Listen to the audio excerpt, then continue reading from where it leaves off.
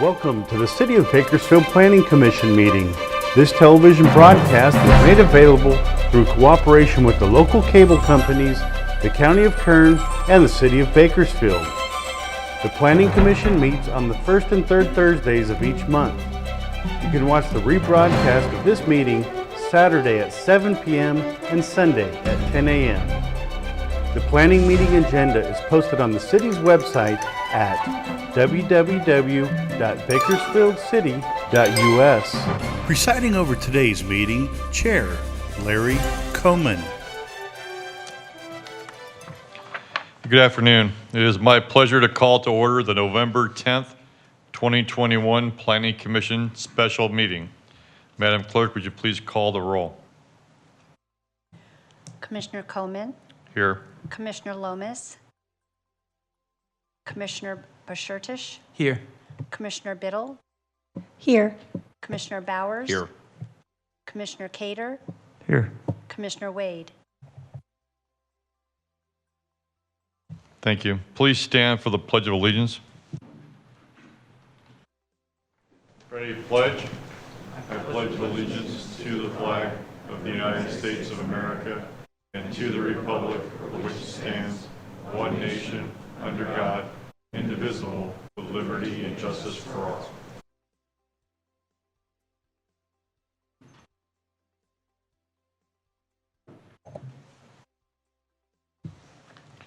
All right, thank you for attending tonight's Planning Commission special meeting. There's quite a few here tonight, so just to kind of give you a little background, this commission provides an opportunity for public participation in the development process throughout the city of Bakersfield. Planning Commission considers a wide variety of projects, including subdivision maps, zone changes, general plan amendments, and more. When applications are received, the City Planning Division analyzes the request. Planning staff will present the facts about the project along with their recommendation to the Planning Commission, who will approve the item or make a recommendation as appropriate. Madam Clerk, next item, please. Agenda item 3, public statements. Thank you. We will now receive public statements. This time is reserved for anyone wishing to address the commission on any matter not on the public hearing portion of the agenda. If you are here on item 6A, this is not the time to speak. Does anyone in the audience wish to address the commission? If so, please come forward and state your name and proceed. Okay. Madam Clerk, next item, please. Agenda item 4, consent items.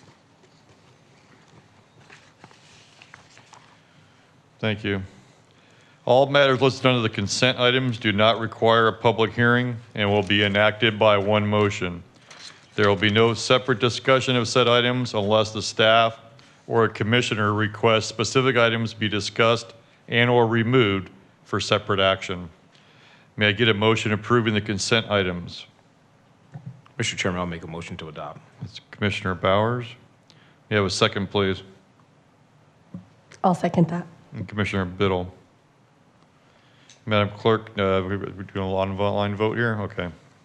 There we go.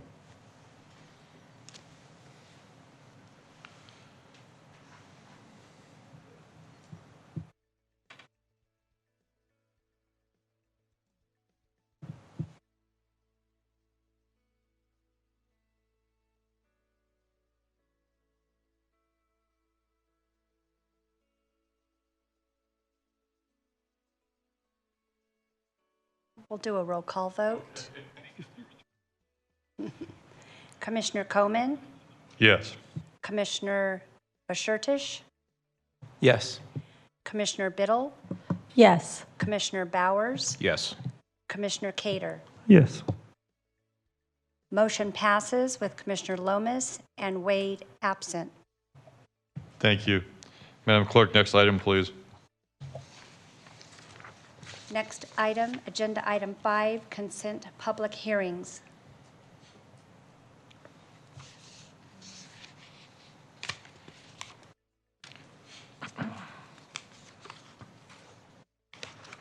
We don't have a 5, do we? I didn't think so.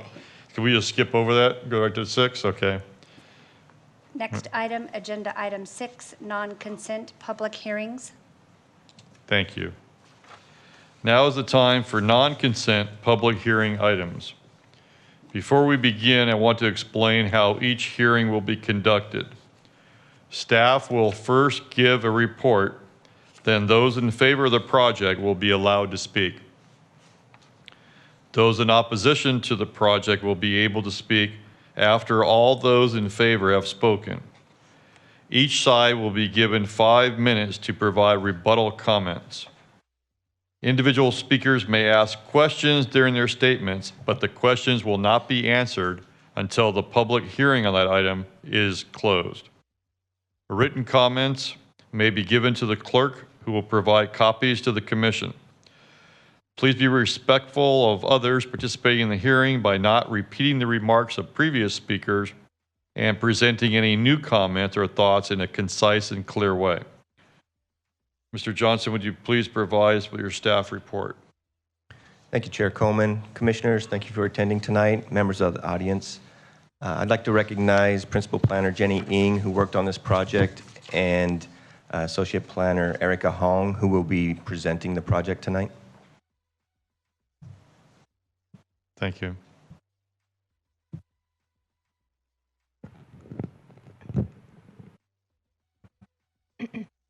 Good evening, Commissioners. My name is Erica Hong, and I'm an Associate Planner with the Development Services Department. I'm here today to present on Item 6A. Item 6A is a request to adopt the mitigated negative declaration for the proposed multi-use trail along the Kern Canal. Before I give an overview of the current request, I would like to provide a brief project history. This project was originally heard by Planning Commission on November 1st, 2018. At that time, Planning Commission referred the project back to staff to be noticed for a future meeting to allow for sufficient time to address concerns received subsequent to the distribution of the hearing notice. Some of the concerns received from the public include that the trail would increase homeless, illegal activity, and crimes of opportunity. Concerns were also stated regarding strikes from errant golf balls and that the trail would cross the existing golf cart path at the Links at River Lakes Ranch golf course. Taking the comments into consideration, staff redesigned the project to address some of the concerns received. And now I would like to provide you with an overview of the current project and highlight some design changes. The project is still a proposed multi-use trail that will run adjacent to the Kern Canal. The trail will begin at the Kern River Channel on the east side of Coffee Road, then run along the Kern Channel for 6 miles until 7th Standard Road. The trail proposed in 2018 began on the west side of Coffee Road. The trail is completely within the Bureau of Reclamation's right-of-way, and construction of the trail would be funded through federal and state grants. As you can see, this is the scene that currently exists along the Kern Canal adjacent to the almond orchards near 7th Standard Road. And this is what the trail area will look like with the proposed project. The trail consists of a 12-foot wide paved path with 4-foot wide dirt shoulders. The trail would provide increased recreational opportunity for all within the community, in addition to providing an additional path of transportation from the center of Bakersfield to the north. The path will strictly be for non-motorized vehicles, and bollards will be placed at the trail entrances to further prevent large vehicles from entering the trail. And here is another image of what currently exists along the Kern Canal near Westside Parkway. And this is what the area will look like with the proposed trail. There will be 8-foot-tall chain-linked fencing along both sides of the trail to prevent people from entering the canal waterway, and the trail will be patrolled by the Bakersfield Police Department. Another major revision to the project from 2018 is shown on this slide. A new culvert was designed to increase safety of the trail along the portion of the trail that runs through the River Lakes Ranch golf course. The new design will allow pedestrians and cyclists to go under the existing golf cart crossing path rather than through the existing golf cart crossing path, thereby helping to mitigate errant golf balls and conflicts with golf cart path of travel. And this is a slide showing the specific design of the culvert. As with all projects, staff reviews proposed development for compliance with the California Environmental Quality Act, or CEQA. Based upon an initial study, staff determined the project, with mitigation, would not have a significant effect on the environment, and a mitigated negative declaration, or MND, was prepared. The MND considered 20 focus areas and concluded that state CEQA guidelines have been followed in the evaluation of the environmental effects of this project. And by incorporating mitigation measures related to air quality, biological resources, cultural resources, and traffic, these impacts were less than significant. There are no significant environmental impacts identified. The MND was distributed for a 30-day public and agency review from October 11th to November 9th, 2021.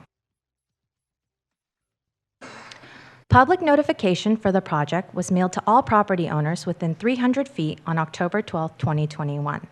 The notice was also published in the Bakersfield Californian on October 14, 2021. In response to the notice, staff received written correspondence in support and opposition, and those were transmitted to your commission in the staff report and a planning director's memorandum dated November 10, 2021. Staff also answered questions on the phone with comments and concerns very similar to those provided in written format. The project is found to be consistent with multiple goals contained in the general plan, specifically within the circulation element for bikeways and the parks element. Staff believes the request sufficiently demonstrates compliance with the necessary findings. Staff recommends your commission approve the resolution adopting the mitigated negative declaration for the multi-use trail along the Kern Canal, subject to the listed mitigation measures. And this concludes my presentation. Thank you. Thank you, thank you, Ms. Hahn. The public hearing on this item is now open. Is there anyone who wishes to speak in favor of the project? If so, please step to the microphone, identify yourself, and proceed.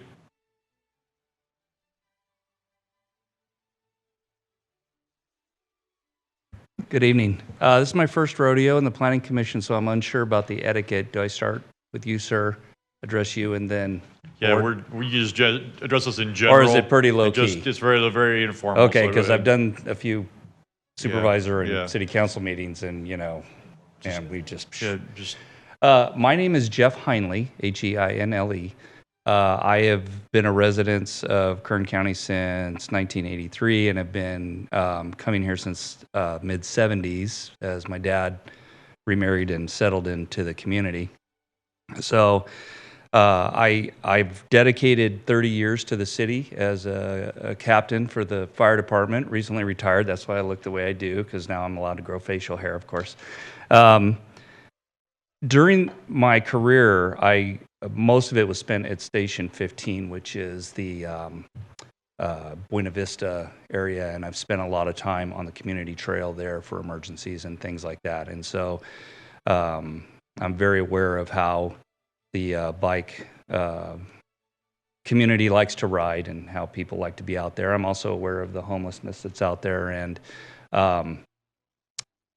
some of the issues that are facing the community now with this type of a project. And I can assure all of you here that this community is well prepared enough to handle any type of maybe negative concerns or responses that you might get in regards to this project.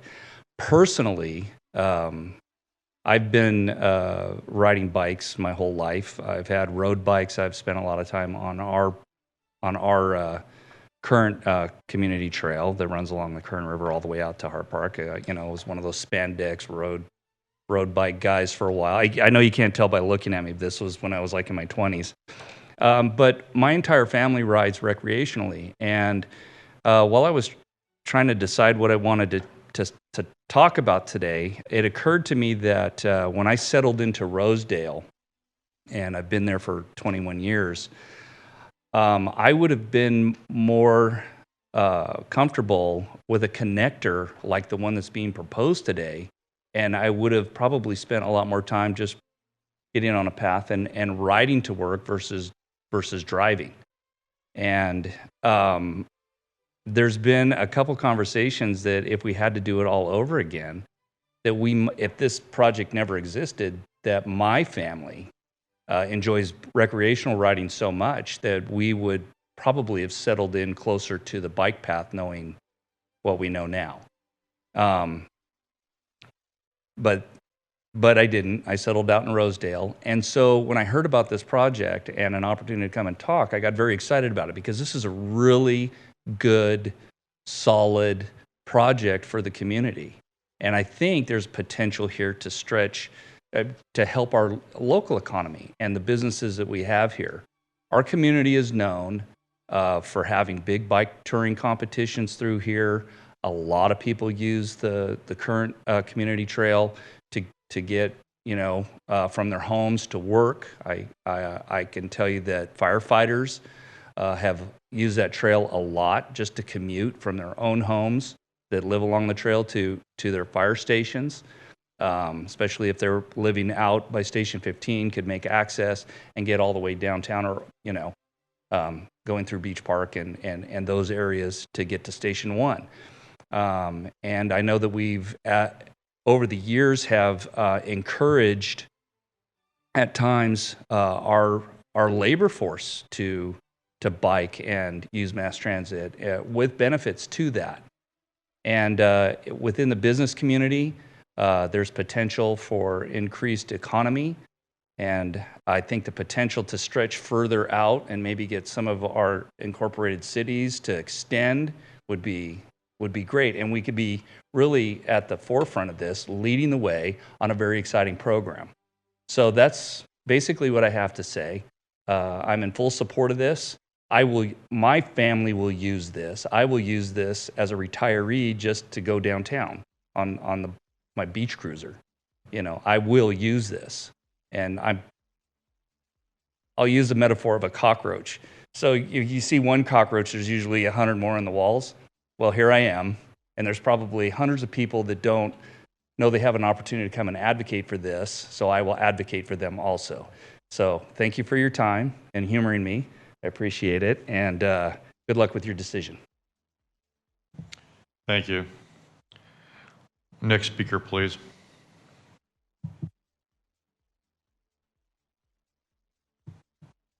Hello, Commissioners. My name is Asha Chandy. I'm the Programs Manager at Bike Bakersfield. I'm here to also lend my support for the Kern Canal Bike Project. It's not only the first canal bike path that will exist in this community. It will also encourage people like Jeff, who may be hesitant to take a major roadway to the bike trail, to actually get on their bike, head downtown, head to other parts of town. And one comment I would like to say about the potential increase in homelessness is that we have a lot of innovative services here to address that need. And the Rosedale community and the Kern Canal is not necessarily going to be impacted in that way. In fact, it'll be positive. It'll be a draw for the community all over the state to actually recognize Bakersfield as a cycling destination. My work with CalBike, I've met all of these nonprofit advocacy organizations across the state, and they are all surprised to know that we currently have a 35, 40-mile stretch of uninterrupted bike trail. Let's add to it, and let's keep pushing the boundaries and looking to the future for that. Thank you. Thank you. Next speaker in favor, please. Good evening, Chair and Commissioners. My name is Cindy Parra, and I'm also here in favor of this project.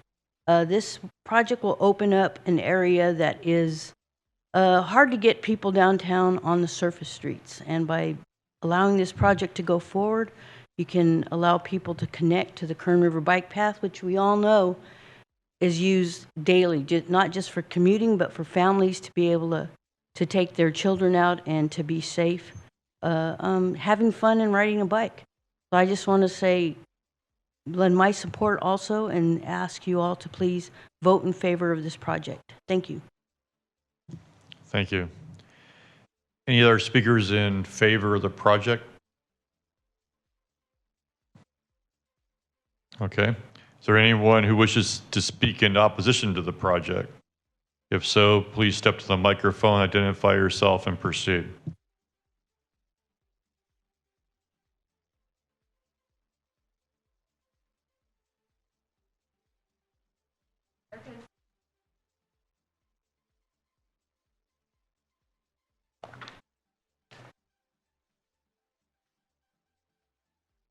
I have to press that on. Okay. Good evening. My name is Tracy Blakemore. I'm a resident of a house that backs up to the trail. Specifically, Phase 2, Segment 16, north of Snow, south of 7 Standard. So this picture here shows my lot, which backs up, which I have privacy concerns. But the thing I want to talk about first is cost. This is grant funded. This building it is grant funded. It's 8.2 according to what I've gotten. But what I don't have is I don't have a budget of how much it's going to cost. And I don't have a budget of how much it's going to take to maintain. So after we spend the grant money to make this project happen, where's the money coming from to make sure it continues to be safe for renovations, for upkeep, for fixing the damages? Is it going to come from taxpayer money? Probably. And that's just something I'm not willing and wanting to pay for right now. My property taxes are already high enough. And if it's coming from a certain budget of the property taxes, then that's another area that's, it has to take away from another area. So I'm concerned about cost. I haven't seen any budgets, not for the proposed 8.2 million, if I have that correct, and not for the maintenance. What is it gonna cost 2 years from now, after it's done? 5, 10? Where's that money coming from? So that's the first concern. Sorry, I'm a little nervous. Don't usually talk. The second is the entrance at 7th Standard is a concern. So at 7th Standard, that road is 55 miles an hour. If anybody's driven on that road, you know they go a lot faster than 55. You're talking 65, 70. According to the comments made in here, you guys said there'll be no parking signs out there. That's great, that's good. But people are gonna access this via walking and via bike. And there is no designated biking path along 7th Standard. So you're going to get people trying to access this bike path at the north. There is, who knows what's going to happen, but I could foresee like a fatality happening because somebody's trying to enter it by bike or by walking, and that's just a dangerous road. So with that said, being in the Bridgeton community, which is north of Snow and south of 7th Standard, if you cannot access the road via 7th Standard, you're going to try to access the bike path another way. And that would be on Verdugo here. Verdugo technically ends. It is not a through street to 7th Standard yet. So what I foresee people doing is they're going to try to park on Verdugo. There is no parking signs listed. So they'll go, okay, I can't park on Verdugo. So where am I going to park? They're going to park on my neighbor's street. So now the quiet neighborhoods that we have all grown to love are not going to be quiet anymore. I foresee those people parking and proceeding to the bike path this way, which is walking here and then making a sharp left, which is right here to try to get to the bike trail.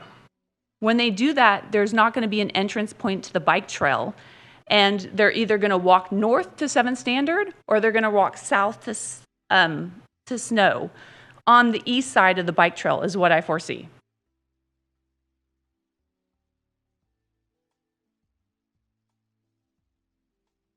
When I see that happening, they're going to be on the upper level of the canal, which is basically going to make all of our privacy for all of our homes basically be non-existent. And this is a picture of my home as I walk to retrieve some baseballs that my son hit over the fence.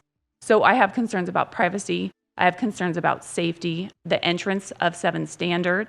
The other concern that I have is obviously we talk about encampments. We talk about just safety of the trail in general. And I know that in the response of what I had written, you guys said that there's a city rapid response team regarding encampments and the Bakersfield Police Department. And what I would have really liked to see is I would have really liked to see police management here to address questions on what they can actually legally do regarding certain situations. So you're saying that there's going to be safety involved, but is there a police management here to address my questions? Like, if there's an encampment, who can I call?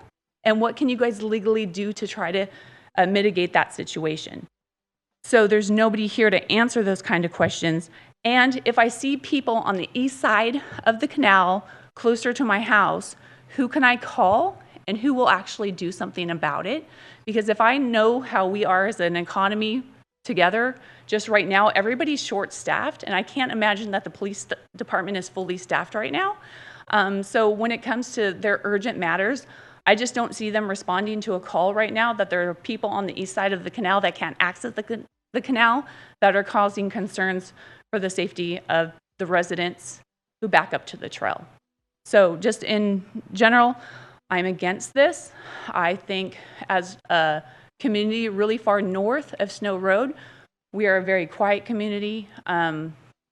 We enjoy the fact that our property lines up to a very quiet neighborhood and that we don't have a lot of traffic. And I'm concerned that there'll be break-ins and things happening behind my fence, and that there's just safety for everybody in that neighborhood. Thank you. Thank you. Are there any other speakers in opposition to the project? If so, please come forward and state your name and proceed.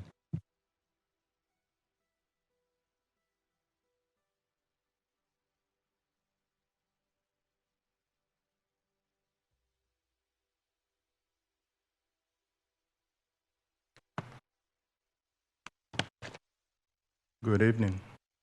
My name is Vincent Oragwam, O-R-A-G-W-A-M, and I'm speaking against, in opposition to the proposed pathway.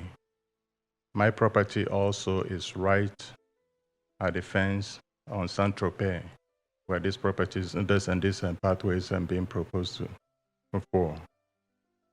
We are having, and consistently having homeless people along that pathway, right as it currently exists. And we have break-ins in our neighborhood as a result. They come through the fence, they crawl through the gates. This is without this pathway now being in existence. So I can imagine with the pathway being in existence, it will now attract more people, homeless people along that pathway. I understand and reading through the commentary here that the police department will be able to staff up and be able to provide security. I very much doubt that the police department will be able to consistently provide the security that is needed because of staffing shortage. They might be able to start up front at the beginning, but having it on a consistent basis will not happen, okay? Because again, due to lack of funding, I do not think that they are staffed enough to be able to have somebody who is going to be dedicated to control the homeless community that will be causing havoc in that area. But for my concern again is the issue of the break-ins that we've been having, and knowing fully well that once this is created, that break-in will increase, not decrease. So as a result, I will definitely be against the construction. Thank you.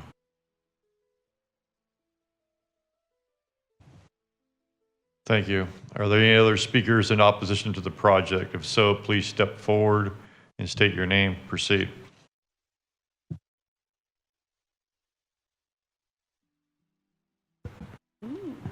Good evening. My name is Scott Lovell. I am a UPS driver here in the city of Bakersfield. I've been with UPS for 22 years, been delivering for the past 14 years. I have delivered all over this city. I know it in and out. I know that for this 32-mile stretch of the Kern River bike path goes from Lake Ming, runs all the way out to Enos. There's only one spot where there are homes within 300 feet of this bike path, and that is over by River Run. Now they are imposing a bike path no less than 300 feet behind my house. I have 2 small children, both daughters. They are the love of my life, as well as my wife. I have my daughters' names on my neck because I am their keeper. I will do anything to protect them. I call them my life sentences because I will get life in prison if anybody tries to hurt them. I grew up in a very rough neighborhood in East Bakersfield. I was born in Bakersfield. I grew up off of South Brown. Now, I vowed to make sure that if I ever did have children, that I would never let them come near anything, anywhere from what I grew up around. No violence, no guns, no drugs, no homeless people. With this bicycle, because people want to ride more bicycles in Bakersfield, Bakersfield has put up a lot of money to create a bike lane that runs through all out the city of Bakersfield, everywhere. You do not have to be an experienced bike rider to ride in the bike lane. I see kids riding in it all the time. There is no permit that says, or license or anything like that, that says that you have to have this to ride in the bicycle lane.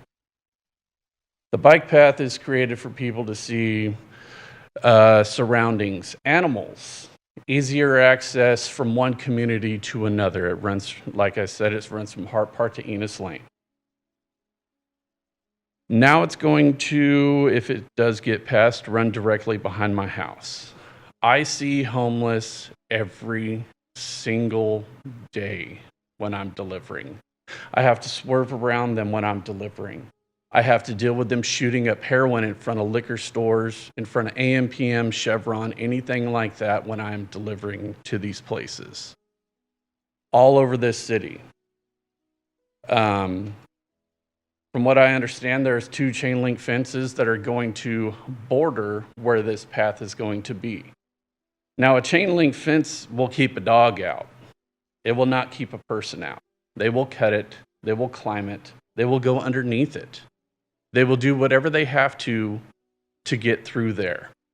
Now, from what I understand, yesterday, Kern County is going to be allowed to eradicate them from camps around the city or within the Kern County, yes. That's what was passed yesterday, as far as I know.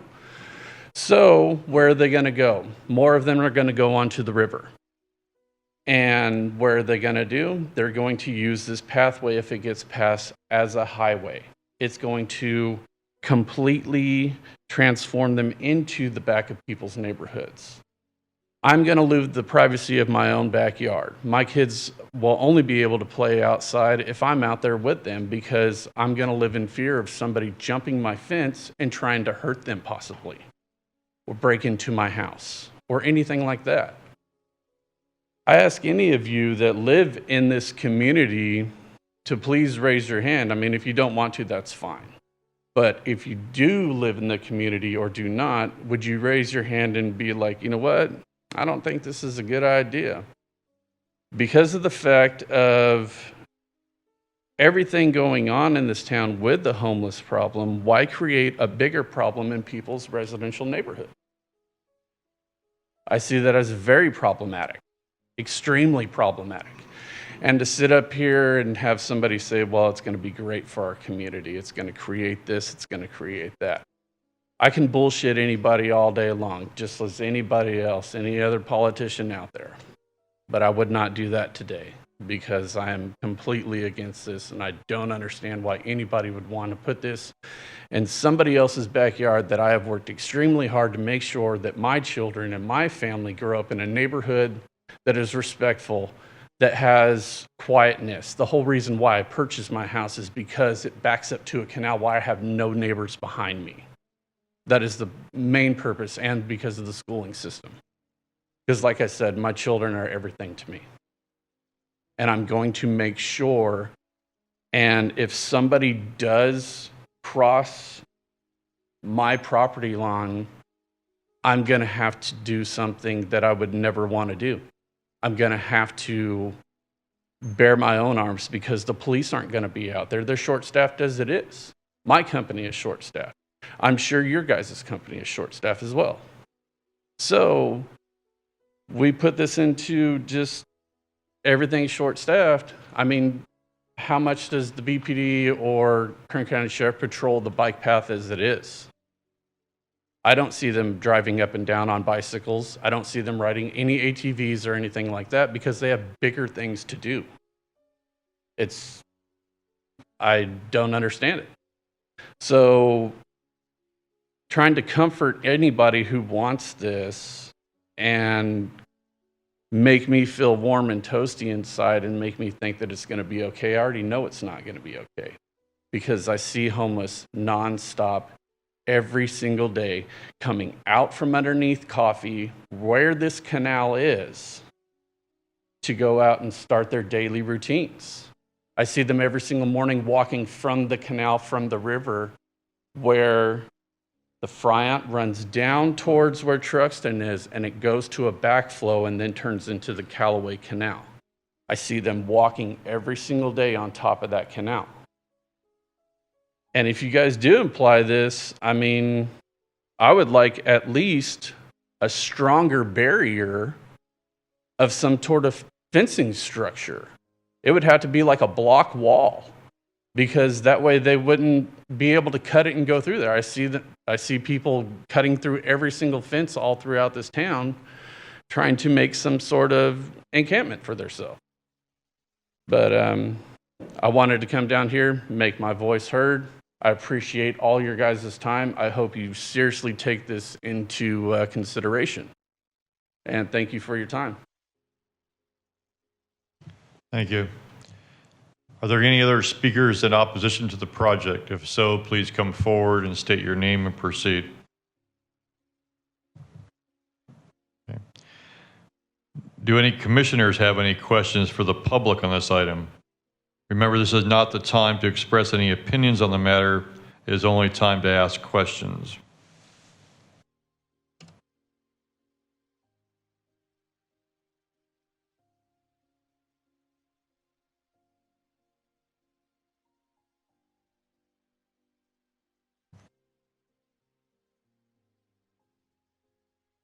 Okay.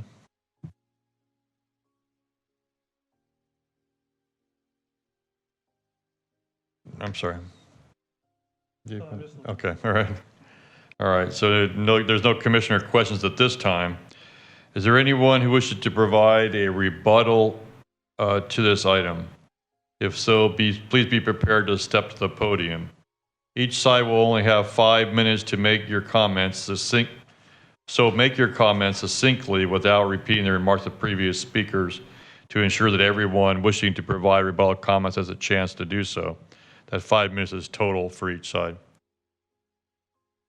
So are there people in favor of the project that wish to rebut the opposition? And then I'll give the opposition a chance to rebut one last time.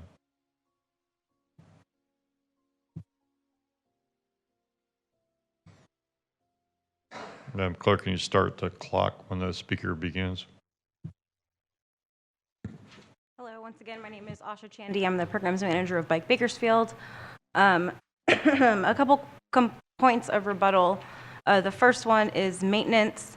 Yes, there will be required maintenance for any new infrastructure, but cycling and cycling infrastructure, particularly any active transportation infrastructure, has inherently less maintenance costs, less wear and tear over time than a traditional roadway, particularly with cycling on roadways, even on dirt trails and mountain bike trails. Bikes have less wear and tear than even horses do on trails. Secondly, as Bike Bakersfield, we have a lot of requests throughout the county to work with different communities, different populations, from East Kern and Mojave to Ridgecrest to Tehachapi, everywhere. Recently, I've actually for the past couple years, we've been searching and looking for funding for sponsorships to get a bike kitchen open in Shafter. There's a lot of community support for cycling in that community. There's a lot of business support for cycling, connecting residents to the infrastructure that is here in Bakersfield. Shafter, that North Kern area, has a lot of demand for this type of infrastructure. And Bakersfield being the leading, really the lead for any type of innovative active transportation, from bus rapid transit to green bike lanes. It's up to us to build out in that way and connect from other parts of the community. So it's not just people trying to drive to 7th Standard Road to enter this bike trail. There are going to be entrances from neighborhoods all over the place, and it's not just necessarily one parking lot where people are going to go to. It's used for transportation to and from various locations, various neighborhoods, including outside of Bakersfield. So this is one of those ways that we can build a better Kern County from our own backyards. Thank you.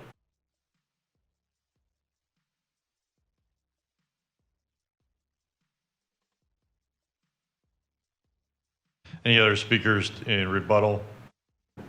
You have a few minutes left. Okay. Yes, ma'am, we're going to get to you. Okay, hold on. All right. So we'll stop that clock and allow the people in opposition to the project to rebut. You have a total of 5 minutes for everybody. So please make your comments succinct. You go ahead and come to the microphone. Madam Clerk, please start the clock when the speaker begins to speak. Yes, Tracy Blake Morgan. So when she talked about oh, sorry, thank you. So when she talked about the maintenance costs, right? We're not talking about necessarily maintenance costs of the trail, like the asphalt. We're talking about the fences that are going to get cut. We're talking about the graffiti on the walls that will happen. We're talking about general maintenance and picking up all the trash left behind, that kind of maintenance. And that's going to be taxpayer funded. And that's something that I don't want to fund. So that's my rebuttal to that. Thank you. Any other speakers that wish to provide rebuttal comments in opposition to the project? Okay. I will now close the public hearing on this item and return to the commission for comment and action.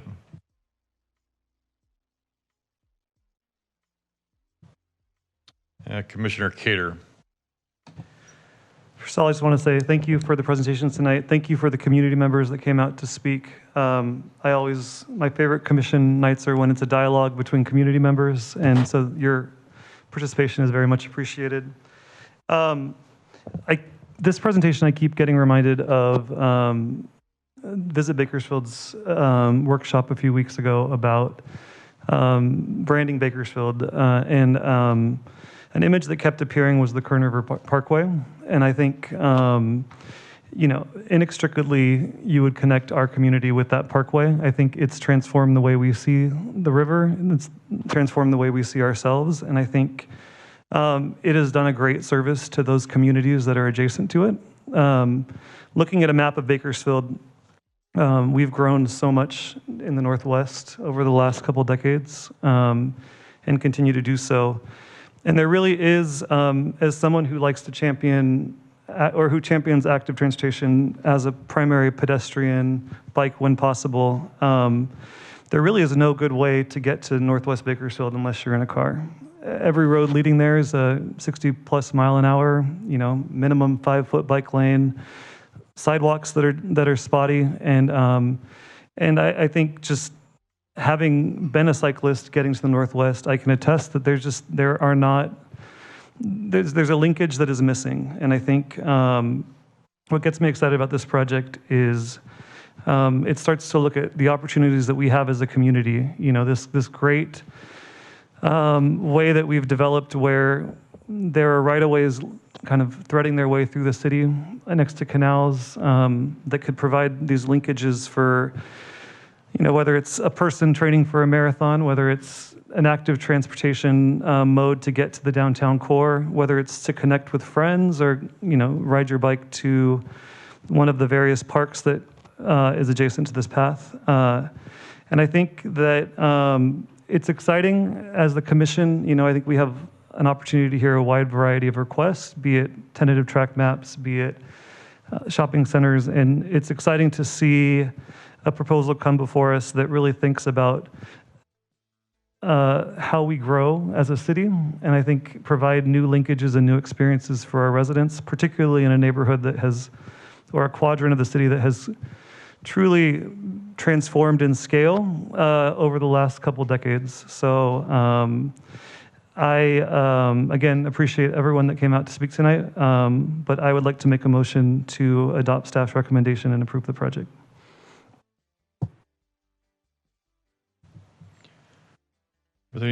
Commissioner Biddle. Oh, he didn't even put his little thing in. I don't see you. I see you now. You're going to be next. Okay. I kind of had a question for staff. Am I allowed to do that at this time? I know that one of the issues was, the neighborhoods being so close to this trail. Looking at it, it looks like the area between Snow and Olive is the only place that really has neighborhoods that are backed up to the bike trail. Would there be an option to be able to put a different type of fencing in there when it gets to city council across instead of chain link? Part of the purpose of having a chain link fence is to allow visibility. So that way, if there was a block wall, there could be activities that go on behind that that's not seen, that couldn't be reported. I'm sure they could entertain other fencing ideas, but ideally, for safety reasons, we would prefer a chain link fence. Well, I know homelessness is something that plagues all of Bakersfield and all of the state at this point. So it is something that's on all of our minds. I'm a resident of downtown, so it's something that I deal with on a daily basis. And to say not in my backyard because of issues that plague our city is kind of hard for me to understand. This is a beautiful project for Rosedale and for the citizens over there to be able to get their families out and active. And one of the things we try to do downtown is report things on the city mobile app. So if you do have access to apps on your phone, make sure you do download the Bakersfield mobile and report any encampments that you see in your area, because it's something we don't want anywhere in Bakersfield, especially on something as beautiful as, a bike trail that connects downtown. So I think it's a beautiful idea, and I'm excited to see it go to city council. Thank you, Commissioner Biddle. Commissioner Cater, I recognize you have a motion out there, but I want to give everybody a chance to speak. Understood. Before I ask for a second. Yeah, so. please let everyone speak. All right, I kind of jumped the gun. Yeah. All right, thank you. Commissioner Bowers. Thank you, Mr. Chairman. And thank you, staff. What a phenomenal presentation. And thank you to the residents for your commitment and unwavering devotion, not only to your community, but to this city. This is a question. I have a couple of questions here for staff. One of the neighbors had some specific questions, and I think it's indicative that we kind of try to address some of their questions. The first question is regarding the funding. Could staff speak to that? I believe the resident, she indicated that, of course, this would be funded through grant money, but the after fact, is this coming from Measure N dollars? Is this coming from city coffers? No, I do not believe this is coming from PSVS, Public Service Vital, or Public Vital Service. Anyway, PSVS money, Measure N money, I do not believe is coming from there. Again, once the project is in, the maintenance of that, kind of like Ms. Asha stated, is minimal, but it will be, we will have Public Works checking for maintenance, conducting maintenance when it's appropriate, and that would be budgeted as necessary for any repairs. You got a staff member that wanted to comment on that. Do you mind if he comments? No, absolutely. We have the acting Public Works Director, Stuart Pattison. Okay, thank you. Is this on? Can you guys hear me? Good evening, Commissioners. Stuart Pattison, Acting Public Works Director. First of all, I would also like to commend staff on a great report in preparing this MND. If the question is regarding the ongoing maintenance, the continuing maintenance, there's actually 3 departments that have maintenance responsibility on the existing trail, Kern River Parkway Trail. And I would assume it would be the same here. Public Works role is essentially the pavement. You know, if there's a pothole or if there's some damage or if a utility wants to cross it and they need a permit, that's our jurisdiction, as well as sweeping. We currently sweep once or twice a week, depending on the section of the trail, Kern River Parkway Trail. That would probably be on the same schedule. That funding is actually through Solid Waste Fund, the Refuse Fund, which is similar as what you pay for your trash collection. It is tax. The pothole repairs, that sort of thing, would be general fund. The trash collection and any weeds and that sort of thing, actually the Recreation and Parks District has that responsibility. They're typically nearly all general funded as well. Water Resources Department, a city department, also has some responsibility. They're sort of responsible for the levee aspect of the canals. This is unique in that it's not our property, it's federal property. The Bureau of Reclamation is actually who owns that right-of-way that has given us the right to use this for a trail. And in this case, there may be some, what I'm thinking of is ground squirrels or other sort of things that could jeopardize the safety of the levee. There may be some involvement with them to do that work. So it's really a multi-pronged approach to maintenance. I can tell you, for our department, for Public Works, the cost is so minimal, it's just in the general operating budgets of the various divisions like solid waste and streets, because it's so rarely we actually have to do anything. It's usually more when we do an overall seal coat or restriping, that sort of thing. That's the majority of the maintenance, and a lot of times that's obtained through grant funding as well. So we try to use either active transportation funds or the Transportation Development Act funds.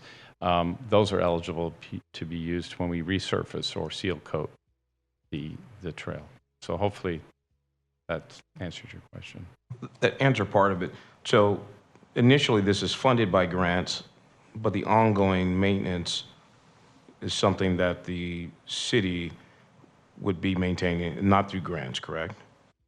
Correct. Unless we had, like, again, maybe every 5 to 10 years, there's oxidation that goes on the pavement. You might want to do a resurfacing, either with asphalt or a seal coat. We would pursue grants for that, and we've been very successful. If some of you may be familiar with some of the maintenance, those larger resurfacing projects on the existing trail that have been done over the last few years, all of that has been through federal, either Transportation Development Act funds or ATP, active transportation. So those larger capital type maintenance projects have come from grant funding, federal funds, not local general fund. One last question while you're here, maybe you know this or not. So once this is built through initial grant money, do we have an idea for annually what this will cost to essentially maintain? I don't. Like I said, it's a small amount in multiple departments. I don't think that's, to my knowledge, has been looked at. As I said, the maintenance, the sort of annual maintenance that's done, like I said, some street sweeping once a week. That's just part of the overall street sweeping budget, and it's a small part as far as the time they spent, the tons of material that they sweep. It's to my knowledge, we haven't looked at that separately, no, because it's been considered a minimal amount, minimal cost. Thank you. Mr. Chairman, I have one more question for staff. All right. Any other speakers? I had one more question. Oh, I'm sorry, you had one more. I thought you had no more. No. One more question for Okay, staff. go ahead. With respect to the one of the residents brought up the traffic concerns. I believe it was near, the parking issue near Verdugo. And essentially, I guess anyone can park there. My question is that can the city impose or put parking signs to deter people from parking near that access? I'll defer to Acting Director Yeah, you might be able Pattison. to stay up here. It We might is have more his- questions for you. Yeah, with regard to 7th Standard Road itself, when that was posed as a concern, and because of the nature of that road and everything, we didn't see a problem posting that for no parking. As far as an adjacent neighborhood as a destination or a starting point for use, we hadn't anticipated that. That's not typically what you see in other neighborhoods, say like in downtown, extension of Oak Street near the trail. We don't see many people parking there because they have Beach Park nearby, they have Yokit's Park, they have other more sort of start and destination points that they tend to use when they use the trail.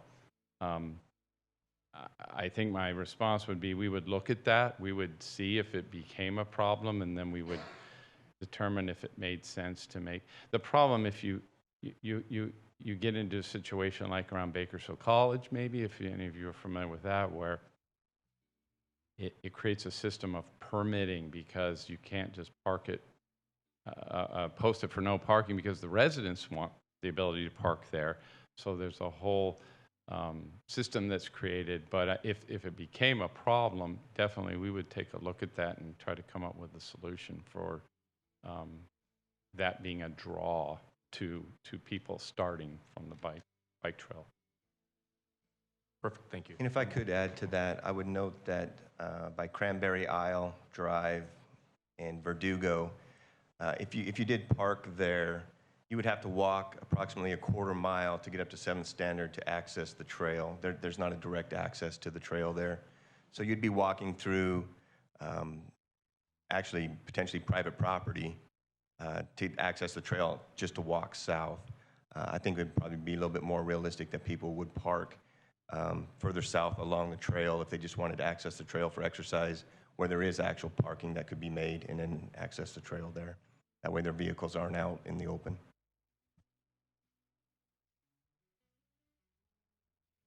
Okay. Any other commissioners have any questions or statements?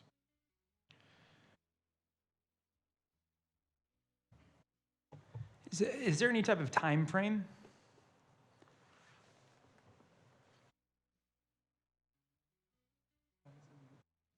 I know.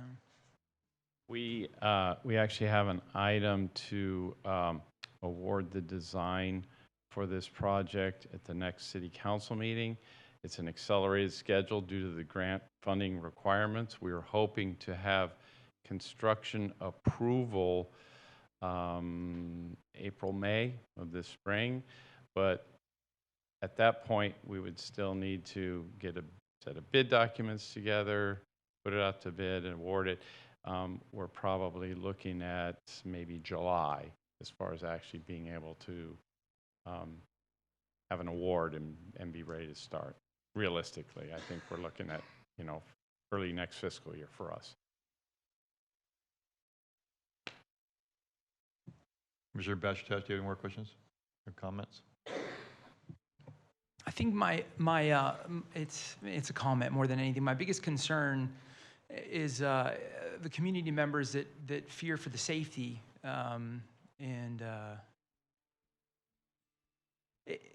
it's difficult to think about now because we all know there's a shortage, and it's difficult to get coverage now, and we're adding. It's proposed the big project, but we don't have the safety down now. So that's why I asked about the time frame with the expanse of our police force, what that would look like. We're talking about safety, but what does that mean? How do we ensure that? What's the, there's a lot of valid points to that. as a parent with kids, how do you feel good? I mean, what do we think? You know, that's my dilemma.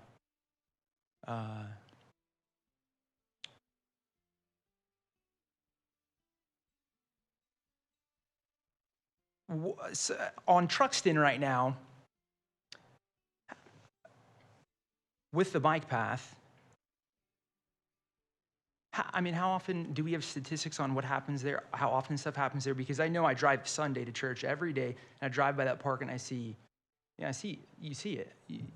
You see what's going on there. You see what's happening in the area around that. You see the packed down vehicles with all kinds of stuff hanging around the park. And so I would like to know, I mean, if we're saying it's going to be safe and we're saying we're going to do all this stuff, but what does that look like? What does that mean, though? Because it's just words right now. And I as a commissioner, I have to be true to myself. So is there any type of safety precaution? I mean, what are we talking about? Have we talked to the police department to set up?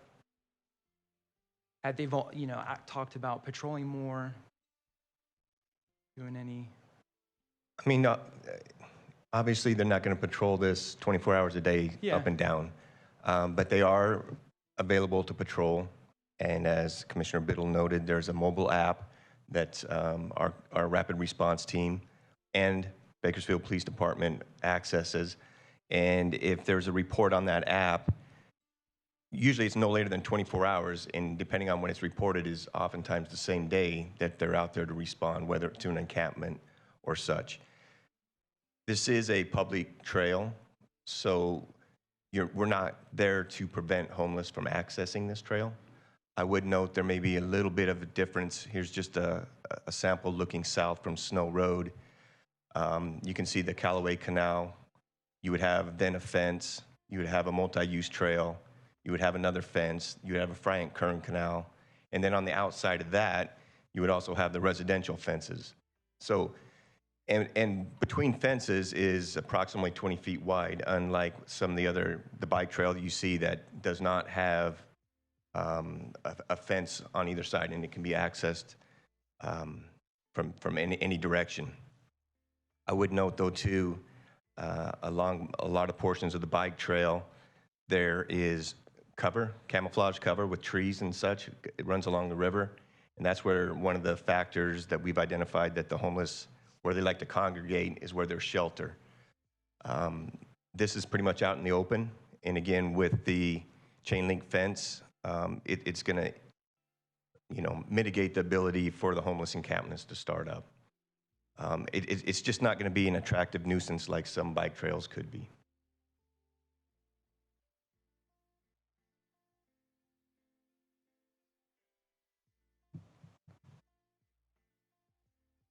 Commissioner Bashatash, do you have more comments? Okay. Commissioner Cater, you had some more comments. It's okay. I just, Commissioner, I appreciate your comments. And I think I just kind of bouncing off what Commissioner Biddle referred to, I also live downtown, and I think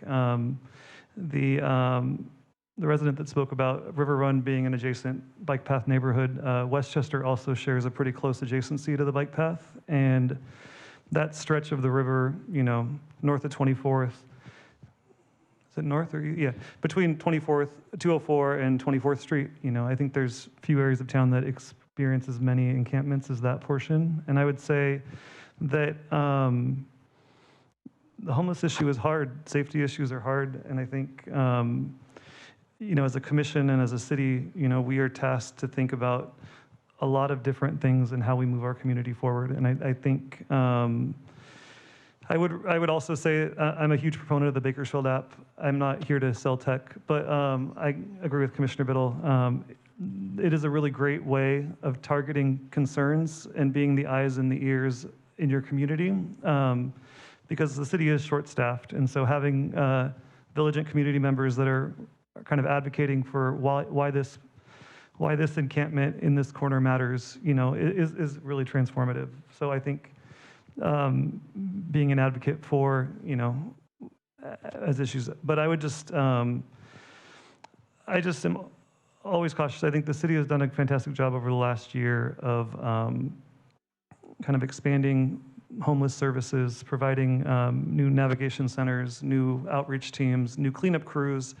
And I think that, and I'm just a firm believer that that work has to layer on to also bigger issues of, or other issues of, quality parks, quality access, kind of the collective whole of what we're becoming as a city and as a community. So I just want to also just resound that I think security and concerns, I appreciate staff's, the thought of chain link and the opportunity to really see and, as these things have limited access points, a wall of concrete on each side is probably more harrowing and nerve-wracking than, being able to kind of see your surroundings. So, yeah, again, just wanted to add a few comments, but still very supportive of the project.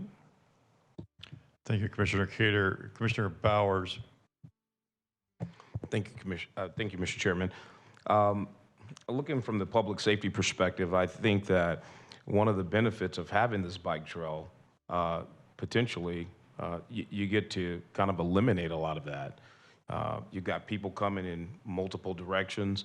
And so from a safety standpoint, to have this develop, I think it adds just an extra layer of security for the residents that are living in the community. So if no other commissioners have any comments, I'd like to second Commissioner Cater's motion. Thank you, Commissioner Bowers. Commissioner Biddle.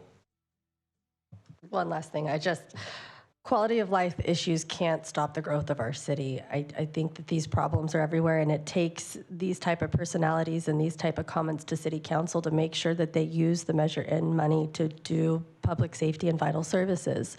So we are pushing to get more police, but the most vital thing that we could do for our community is become active citizens. Report those crimes that you see and make sure that you don't allow these encampments to happen.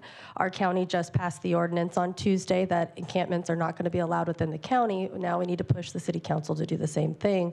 And the M Street Navigation Center, which is right in my backyard, is going to set up an area where they're going to accept people that take, that are living in a tent. So if you do see that encampment in your area, we're willing to take that into our backyard and see if we can maybe improve these people's quality of life as well, not just in our own neighborhoods. So thank you. Thank you, Commissioner Biddle. I just want to make one more comment before I move on.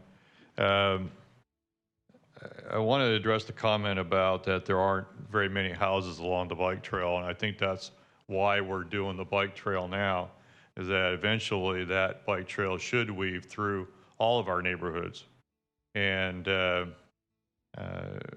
I think that we'll see more trail rather than less trail. But I wanted to address that, how the BPD is going to patrol that. And I tell you, I've been on the bike trail, and all the motorcycle officers use the bike trail. I was told when they first built the bike trail, that's the fastest way for them to get from Bakersfield College to Buena Vista is along the bike trail, because they don't have to stop at lights or whatever. And I've been out on the bike trail myself. I don't bike so much, but I've been walking there. And, I see motorcycle officers on that bike path. And so I think that you'll see more of that in your area.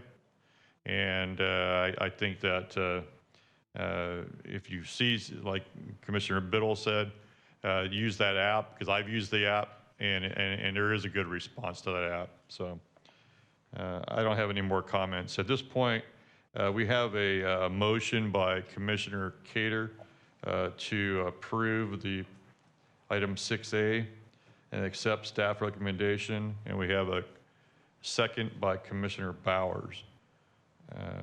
Madam Clerk, may I have a vote, please?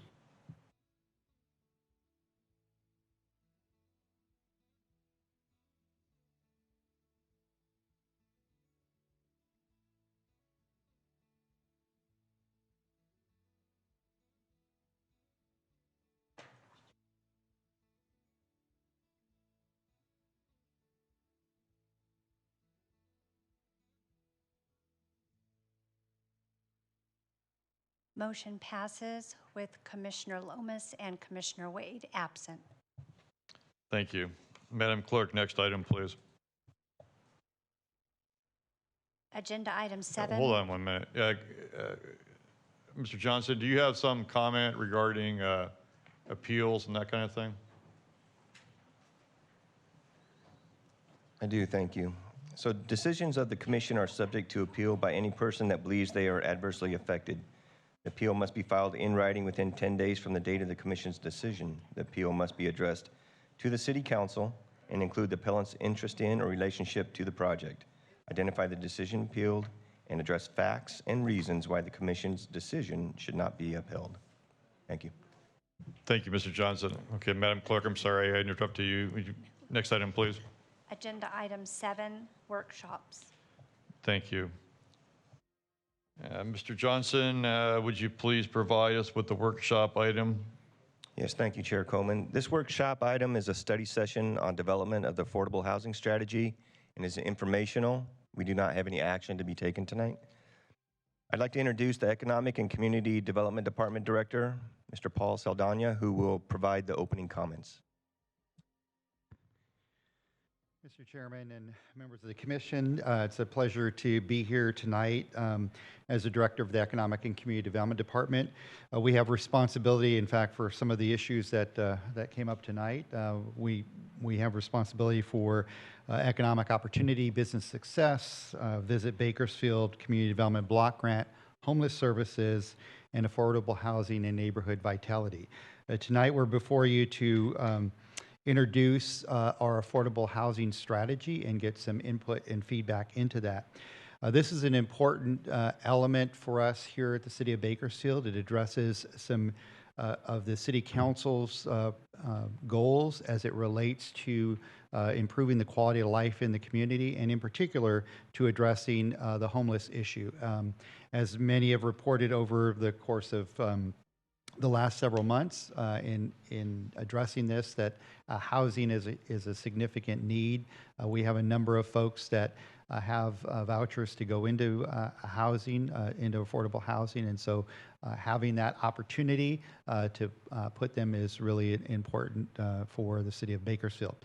So with that, I wanted to mention one of the newest units within our department we created was Affordable Housing and Neighborhood Vitality, and Jason Cater is our principal planner with that, and I'll turn it over to him to introduce our affordable housing strategy team. Thank you, Mr. Saldana. Good evening, Mr. Chair, members of the Commission. As Mr. Saldana mentioned, my name is Jason Cater. I'm the recently appointed principal planner overseeing affordable housing and neighborhood vitality programs in the City of Bakersfield.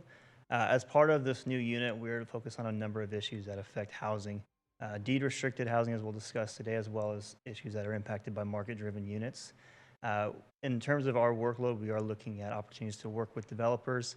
We're also looking at the opportunity to look at our existing strategies. How do we look at our existing systems, and how do we enhance unit production in this community? Last year, we put out an RFP to identify a qualified consultant to undertake the city's affordable housing strategy development. And the winning proposal that we received will be with us tonight to kind of lead a discussion with you all. So with that, we have 3 members of our consultant team here with us. We have Chris Blockney, who is the project director for Eco Northwest, as well as Eric Bagwell, who is also the project manager for Eco Northwest. Eco Northwest is a West Coast-based consulting firm that specializes in economics, financing, and planning, and the intersectionality between economic development as well as housing production. They've been in the business for 45 years and currently work on these issues in 5 states, including California, Oregon, Washington, and Idaho. 4 states. As well as that, we have David Driscoll, who is the principal for Barr & Driscoll. They are a California-based consulting firm who's been in the business for 20 years.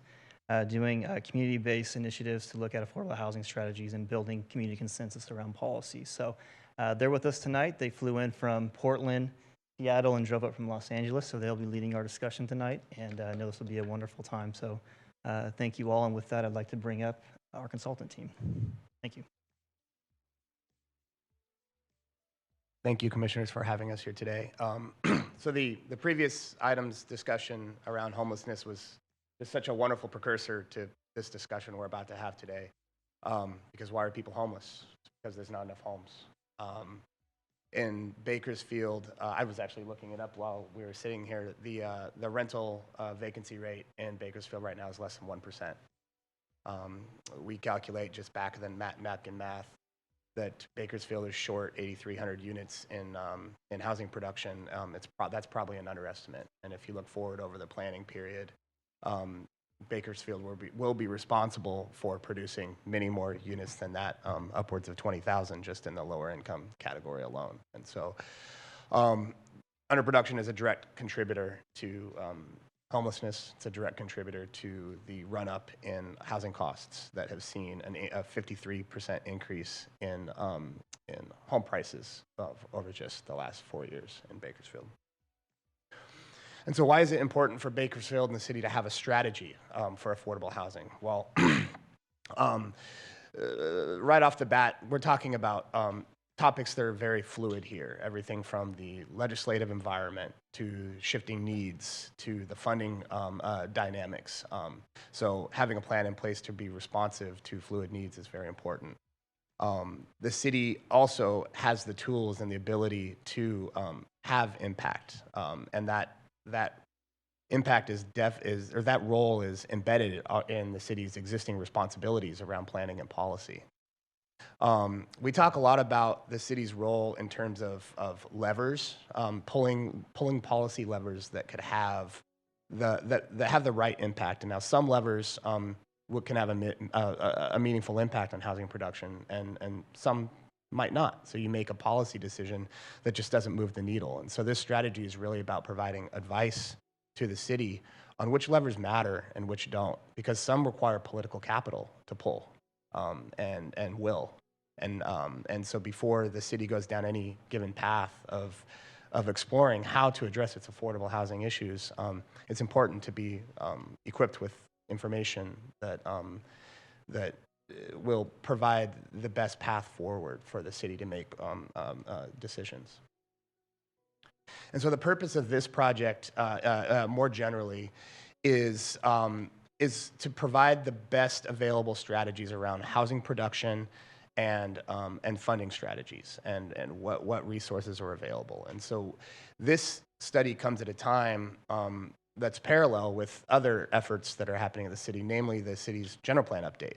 And so we anticipate that many of the strategies that we recommend in this project will become programs or policies as a part of the housing element update around affordable housing. And so ultimately, we want to leave the city with a toolkit and strategy that is sustainable, that you can use over the next housing period.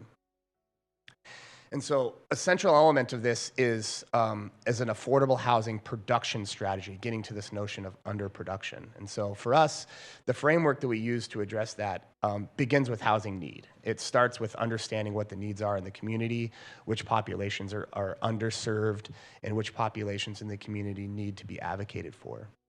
We take that information and we start to devise a range of strategies that we think are most appropriate to address that need. But it doesn't really stop there for us. It really needs to be grounded in an engagement process, this is part of today. We also held focus groups with stakeholders this morning. And so this is where we're able to extrapolate out information that we can't get from data, information from stakeholders that can give community members and stakeholders that can help us identify needs that we can't get through data, or to help understand which policies are best rooted in the values of this community. And we take this information and we use it to prioritize a game plan for the city of Bakersfield for its next planning cycle. And so this is very important because we want to ensure that the policies that we recommend and the actions that we recommend are implementable, are things that you have the political will to do, things that you have the funding will to do, so that it's not just a plan that has recommendations that can't be implemented. I'm going to talk a little bit, just briefly, about some of the housing needs that we've identified, and so I'll start by just defining what housing affordability is for context. Housing affordability is generally defined as when a household can find housing for 30% of their income or less. Anything more than that, a household is considered cost burden, and cost burden is bad. When you're cost burden, that means you do not have sufficient income to spend on other things, whether that's public, household health or education. The ability to provide mobility for your family is diminished when you're cost burden.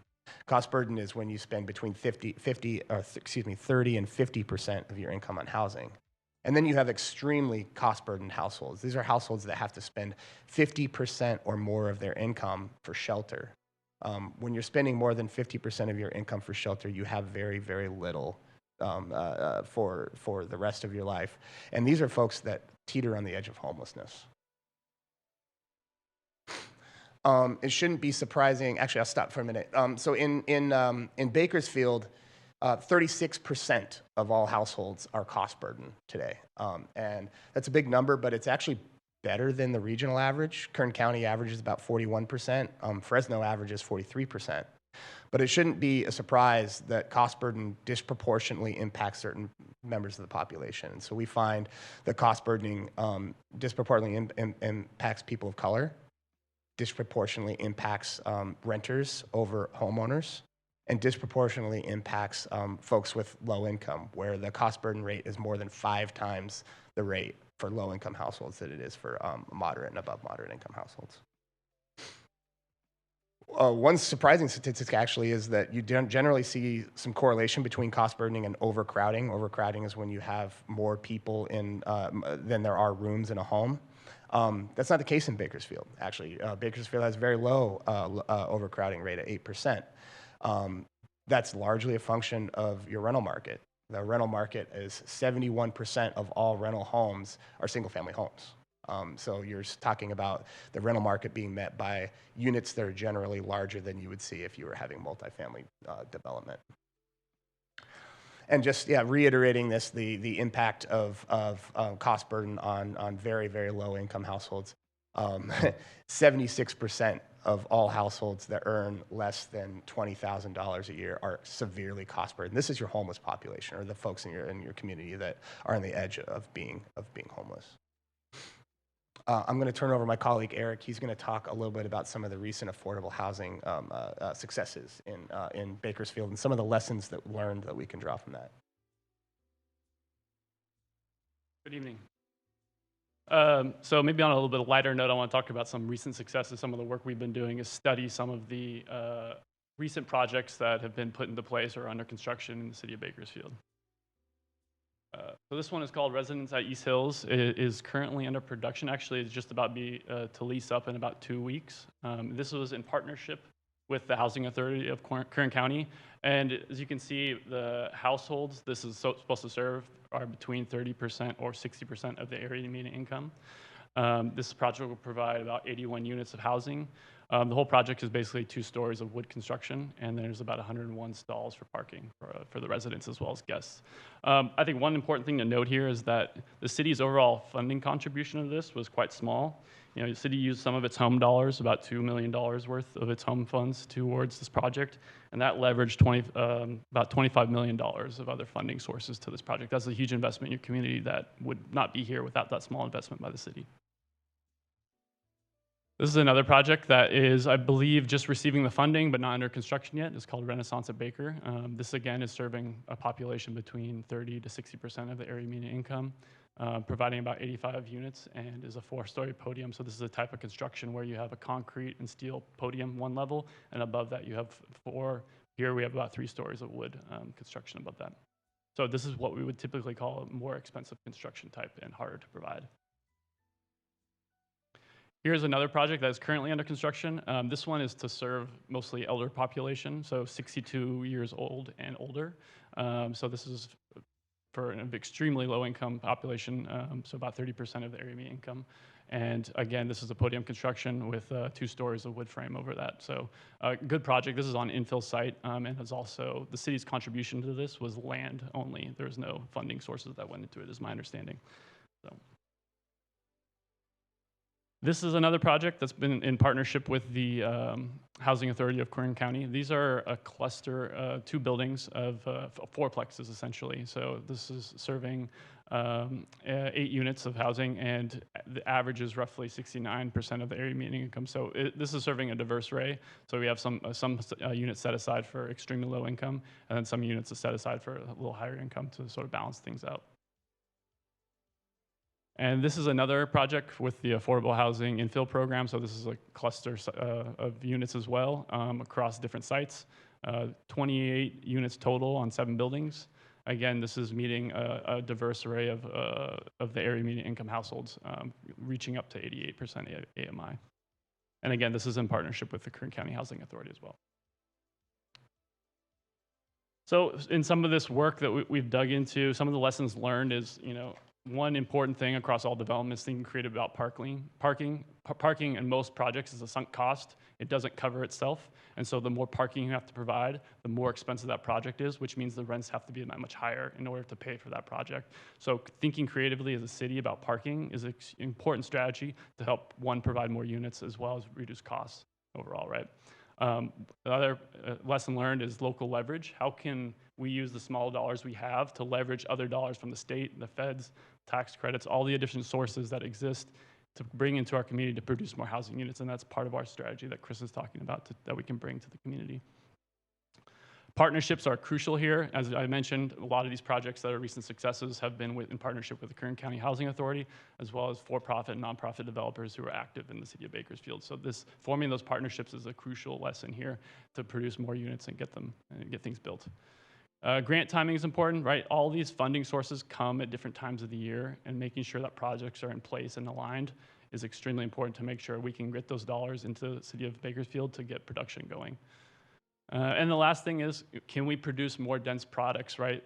To both get more units, but also maybe find ways to reduce construction costs with those units that we're trying to provide is essential.